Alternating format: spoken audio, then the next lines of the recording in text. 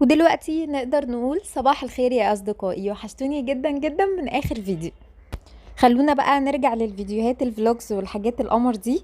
وإن شاء الله إن شاء الله محضرة لكم شوية فيديوز حلوة، بس ربنا يهديني بس كده ويقويني. بس في الأول نشرب شوية مية حلوين كده عشان يفوقونا، وكمان نعمل حاجة نفوق بيها كده عشان يومنا طويل، عشان نبدأ بقى الأسبوع بداية قوية جدا ونقدر نكون productive طول الأسبوع. لازم نبدأ بداية قوية. بداية قوية بمعنى ايه؟ بمعنى ان في شوية حاجات كده نحاول نظبطهم في بداية الأسبوع هيوفروا علينا تعب ووجع دماغ كبير قوي. أول حاجة طبعا هنجيب الورقة والقلم والبلانر بتاعتنا، أي حاجة حتى لو كشكول أو ورقة فاضية وقلم. المهم ان احنا نرتب دماغنا، نشوف الاسبوع ده هنعمل فيه ايه، نشوف الاسبوع اللي فات، نراجع نفسنا. هل احنا حققنا الحاجات اللي كنا حاطينها؟ ده لو احنا حاطين حاجات اصلا نحققها ولا لا. هل احنا عندنا جولز او اهداف المفروض نحققها الاسبوع ده ولا ايه الدنيا معانا؟ صدقوني لما هتحسوا ان دماغكم مترتبة وعارفين اولها من اخرها هترتاحوا راحة كبيرة جدا وهتشيلوا هدك كبير من على دماغكم. يعني مثلا انا هنا بشوف الروتينز بتاعتي بتاعت الاسابيع اللي فاتت، هل انا مشيت عليها الاسبوع ده ولا لا؟ ايه الحاجات اللي انا قصرت فيها؟ ايه الحاجات اللي كان فيها مشكلة عندي ما كنتش عارفة اظبطها؟ بحاول ابص كده على الجولز بتاعت الشهر كلها، هل انا ماشية في التراك ان انا ممكن احقق على اخر الشهر الجول بتاعي؟ خلوا بالنا ان احنا كمان في نص السنة، الشهر ده هنكون كملنا نص سنة بالظبط. فالمهم ان احنا نحاول كل شهر او كل اسبوع نجدد النية كده ان احنا نحقق اهدافنا عشان ما نعيش كده وخلاص. وممكن في فيديو تاني ابقى اشارك معاكم تفاصيل التخطيط كلها. المهم انا بحاول على قد ما اقدر ان انا التزم ببلان او احط اهداف وامشي عليها واحققها على قد ما اقدر. خلينا واقعيين بس ان الحياة مش دايما على مزاجنا ومش ماشية بالمسطرة، فنحاول على قد ما نقدر نوصل للحاجة اللي احنا عايزينها. المهم بقى انا كنت عايزه اتكلم معاكم في حاجه سريعه كده، وهي اننا ازاي نستفيد من اي ظرف احنا بنمر بيه او اي ازمه احنا بنمر بيها. كلنا بلا استثناء بيمر علينا اوقات بتبقى صعبه، والدنيا كده اساسا، يعني طبيعه الدنيا ان احنا في دار شقاء مش دار نعيم. تمام. واي حاجة في الدنيا بتختلف على حسب احنا بنبص لها ازاي. يعني مثلا اول حاجة المفروض نتعلمها في الازمة او نخلي المايند سيت بتاعتنا كده مظبوطة، اننا ربنا بيجهزنا لحاجة كبيرة جدا وحاجة ربنا هيعوضنا بيها. خلي في بالنا ان ورا اي ازمة او اي ظرف احنا بنمر بيه كرم كبير قوي من ربنا احنا مش هنعرفه دلوقتي، وحكمة احنا وقتها بس هنقول الحمد لله ان ما حصلش كذا او ما حصلش الحاجة اللي احنا عايزينها. كمان الابتلاءات او الازمات بتأدبنا وبتعلمنا الادب حرفيا، وبتخلينا نستشعر النعم اللي موجودة عندنا. يعني نعمة اليوم العادي ده نعمة كبيرة قوي، عمر ما حد هيحس بيها الا اللي فعلا مر عليه ظرف كان منغص عليه عيشته او مبهدله ومش عارف حتى يعيش يومه العادي جدا. عايزه اقول لكم كمان ان معظم الناس اللي ناجحه مروا بظروف صعبه جدا في حياتهم، وده اللي بيخليهم يكون عندهم حافز ان هم يحافظوا على النعم البسيطه اللي عندهم، وكمان يطوروها ويستغلوها على قد ما يقدروا. كمان جوه كل محنه منحه. خلينا متاكدين ان ربنا لما بيخلينا نمر بحاجة صعبة قوي بيبقى بعدها شايل لنا كرم كبير قوي. ربنا سبحانه وتعالى هو اللي بيقول ان مع العسر يسر، يعني معاه، يعني مش هنستنى كتير، يعني اول ما العسر ده هيخلص هيجي وراه على طول اليسر. كمان اي ظرف انت بتمر بيه او ازمة انت بتمري بيها خلي في بالك ان انت تتعلمي تساعدي غيرك. يعني وارد جدا ان انت تتحطي في موقف غيرك محطوط فيه. يعني ايه؟ يعني ما حدش بيحس بالنار غير اللي ماسكها، ودي مقولة كلنا عارفينها، ودي اكتر حاجة حقيقية في الدنيا كلها. فهنحاول نهون على بعض ونساعد بعض. الدنيا بقت صعبة والظروف الفترة دي مش احسن حاجة على كل الطبقات، فنحاول ان احنا نكون ناس لطيفة في حياة بعض. بس كده. هنا بقى انا كنت بحاول اكتب البلان بتاعتي، او بحاول ان انا اقسم البلان بتاعت الشهر لاسابيع.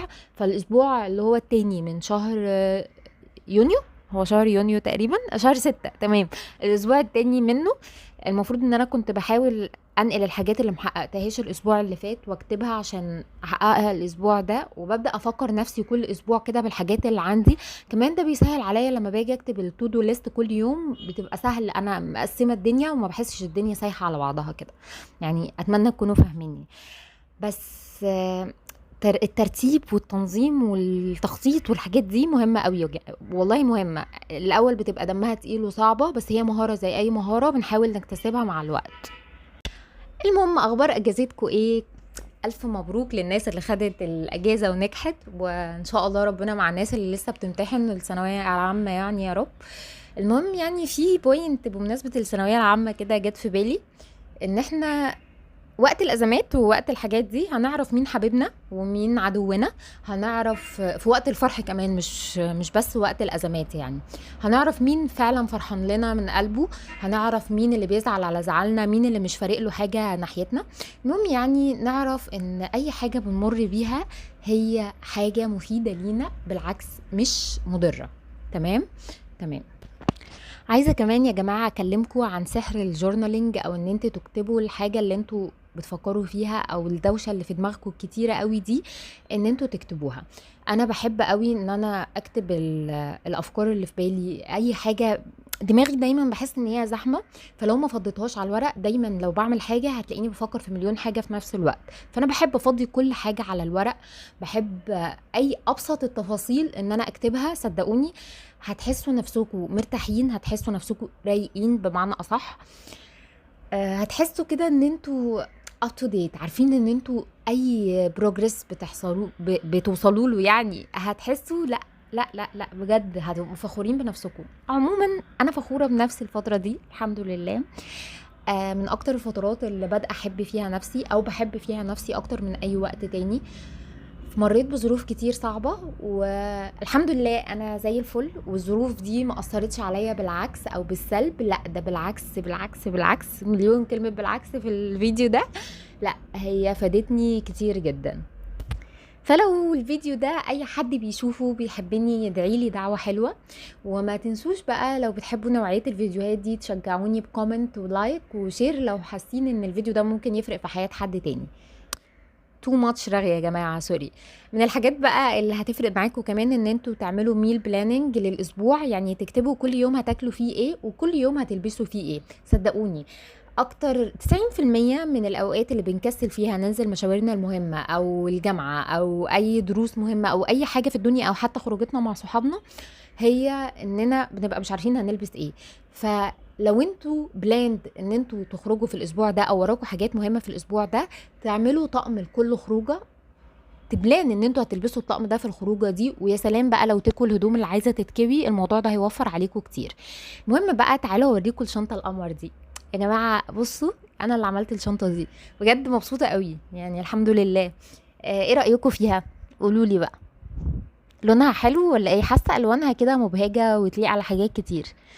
ومامتي حبيبتي ساعدتني فيها، هي اللي عملت لي الكنار بتاعها ده، اللي هو الالوان ده، هي اللي خيطته لي. بس ايه رايكم؟ بس بنتكم شطوره صح؟ المهم الشنطه دي من الحاجات يعني الالوان اللي بتليق على كل حاجه بقى، يعني البيج والاسود بيليقوا على اي حاجه، فانا فخوره جدا. تعالوا بقى دلوقتي اوريكم الحاجات اللي انا جبتها من نون. اول مره يا جماعه اجرب نون، والباكجينج بتاعهم والتقفيل عجبني قوي قوي. انا دايما ماليش حظ في الحاجات الاونلاين، بس الباكجينج بتاع نون احسن كمان من شركات تانية كبيره، فانا مبسوطه.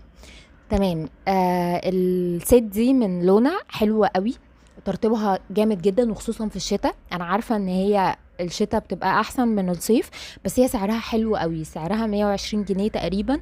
وفيها هاند كريم، وفي كريم، فيها بودي لوشن، فيها كريم مرطب، وكمان الليب ثيرابي ده يا جماعه تحفه، ده يعني قمر خالص. كمان من اكتر الاسيتون اللي انا بحبه هو بتاع ايفا ده، جبته برضو من عندهم. ماسك الشفايف ده يا جماعة حلو في حتة تانية، يعني بالليل بتصحوا تاني يوم تلاقوا شفايفكوا حلوة قوي وناعمة خالص. بس الفكرة بقى ان هو غالي شوية على حجمه. تمام. ده كمان جبت الصن بلوك بتاع ديرماتيك. الفكره بقى ان الصن بلوك ده حلو، بس بيعرق شويه لو انت بشرتك دهنيه قوي، فنخلي بالنا يعني ان هو بيعرق شويه، بس البروتكشن بتاعته كويسه. جبت كمان الهيالورونيك اسيد ده، السيروم ده سمعت ريفيوز عنه كتير حلوه، فانا بجربه الفتره دي، واكيد هنزل لكم ريفيو لما اجربه يعني، او لما اشوف الفيدباك. هو كترطيب حلو يعني كويس، بس على اللونج تيرم بقى والكلام ده لسه بصراحه ما جربتش. بس فالمهم يعني ان انا دلعت نفسي الشهر ده، فرتكت الجنيه.